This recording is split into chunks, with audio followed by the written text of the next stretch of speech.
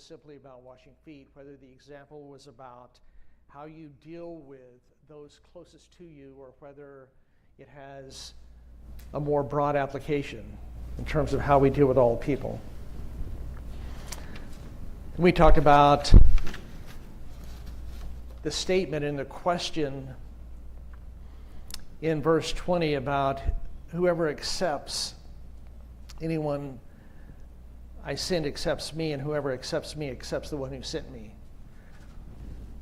As to whether that was a conditional statement on terms we set or only on terms that Jesus sets. And in verse 21, we talked about Jesus was troubled in spirit. He had made reference to the betrayal that was come. Was he troubled because of his imposing death, everything that he knew was going to transpire? Was he troubled with the weight of the sins of the world he was going to carry? Was he troubled because of the betrayal of one who had been so close to him? Was he troubled because of the betrayal that would come from all people that would suggest they are his, that would go sideways?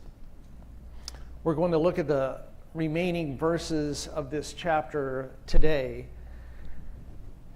And because I want to focus on some of the language pretty carefully, even though I read chapter 13 last week, I want to pick up, and I'll start with verse 21 and continue through the balance of the chapter. After he had said this, Jesus was troubled in spirit and testified, I tell you the truth, one of you is going to betray me. His disciples stared at one another, at a loss to know which of them he meant. One of them, the disciple whom Jesus loved, was reclining next to him. Simon Peter motioned to this disciple and said, "Ask him which one he means." Leaning back against Jesus, he asked him, "Lord, who is it?" Jesus answered, "It is the one to whom I will give this piece of bread when I have dipped it in the dish." Then, dipping the piece of bread, he gave it to Judas Iscariot, son of Simon. As soon as Judas took the bread, Satan entered into him. "What you are about to do, do quickly," Jesus told him.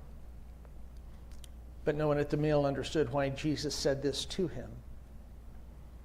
Since Judas had charge of the money, some thought Jesus was telling him to buy what was needed for the feast or to give something to the poor. As soon as Judas had taken the bread, he went out, and it was night. When he was gone, Jesus said, "Now is the Son of Man glorified, and God is glorified in him. If God is glorified in him, God will glorify the Son in himself and will glorify him at once. My children, I will be with you only a little longer. You will look for me, and just as I told the Jews, so I tell you now, where I am going, you cannot come. A new command I give you, love one another. As I have loved you, so you must love one another. By this all men will know that you are my disciples, if you love one another." Simon Peter asked him, "Lord, where are you going?" Jesus replied, "Where I am going, you cannot follow now, but you will follow later." Peter asked, "Lord, why can't I follow you now? I will lay down my life for you." Then Jesus answered, "Will you really lay down your life for me? I tell you the truth, before the rooster crows, you will disown me 3 times. Any thoughts? Any general observations? Anyone? Wide open question.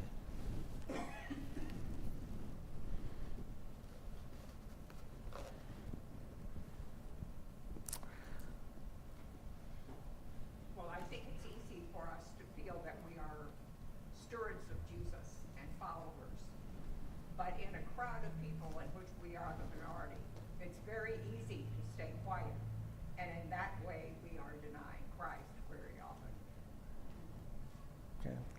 Okay, thanks for the comment. There are so many takeaways for me, so many questions. Let me apologize in advance for some of the questions because some may be a bit far off. But there is a statement. The statement is reflected in this book by John, the one who wrote the book. And in verse 23, it says, one of them, the disciple whom Jesus loved. John's referring to himself. Okay, John is referring to himself. The question is, any thoughts on your part about the idea that